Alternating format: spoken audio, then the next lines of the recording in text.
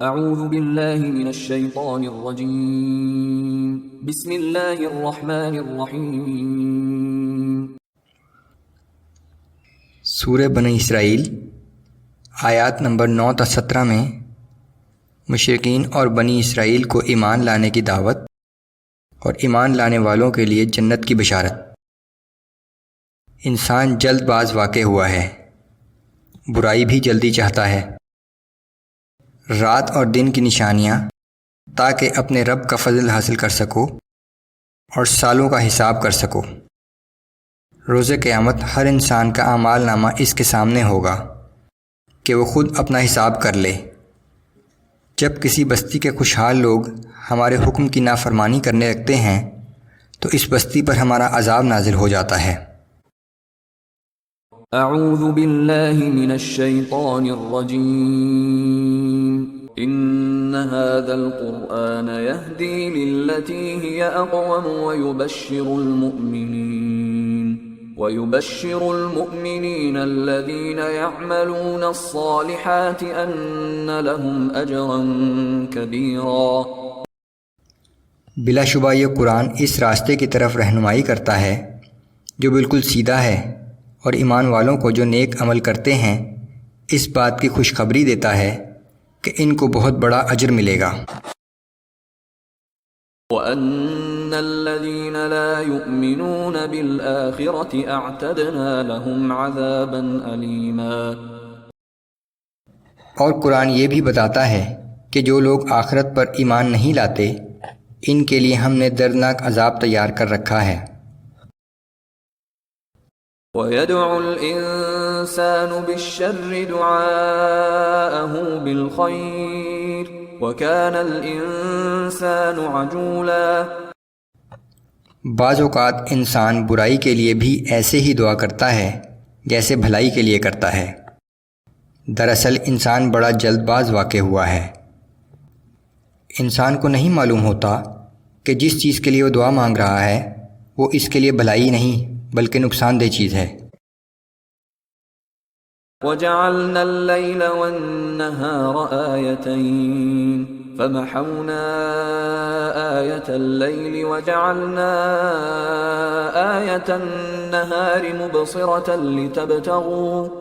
لِتَبْتَغُوا فَضْلًا مِّن رَّبِّكُمْ وَلِتَعْلَمُوا عَدَدَ السِّنِينَ وَالْحِسَابَ۔ ہم نے رات اور دن کو دو نشانیاں بنایا ہے، پھر رات کی نشانی کو تو ہم نے تاریک بنایا اور دن کی نشانی کو روشن اور دیکھنے کا ذریعہ بنایا تاکہ تم دن میں اپنے پروردگار کا فضل تلاش کر سکو، اور یہ رات اور دن اس لیے بھی ہیں کہ تم برسوں کا شمار اور حساب معلوم کر سکو۔ وَكُلَّ شَيْءٍ فَصَّلْنَاهُ تَفْصِيلًا۔ اور ہم نے ہر چیز کو خوب تفصیل کے ساتھ بیان کر دیا ہے۔ وَكُلَّ إِنسَانٍ أَلْزَمْنَاهُ طَائِرَهُ فِي عُنُقِهِ۔ اور ہم نے ہر انسان کا اعمال نامہ اس کی گردن کے ساتھ لٹکا رکھا ہے۔ وَنُخْرِجُ لَهُ يَوْمَ الْقِيَامَةِ كِتَابًا يَلْقَاهُ مَنشُورًا۔ اور قیامت کے دن ہم یہ اعمال نامہ نکالیں گے جسے وہ اپنے سامنے کھلی ہوئی کتاب کی طرح پائے گا۔ اقرأ كتابك كفى بنفسك اليوم عليك حسيبا۔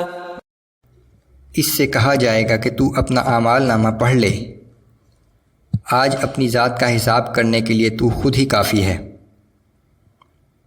من اهتدى فإنما يهتدي لنفسه ومن ضل فإنما يضل عليها۔ جس شخص نے ہدایت قبول کی تو اس کا فائدہ اسی کو ہے، اور جو گمراہ ہوا تو اس گمراہی کا نقصان بھی اسی کو ہوگا۔ وَلَا تَزِرُ وَازِرَةٌ وِزْرَ أُخْرَى۔ اور کوئی بھی شخص کسی دوسرے کے گناہوں کا بوجھ نہیں اٹھائے گا۔ وَمَا كُنَّا مُعَذِّبِينَ حَتَّى نَبْعَثَ رَسُولًا۔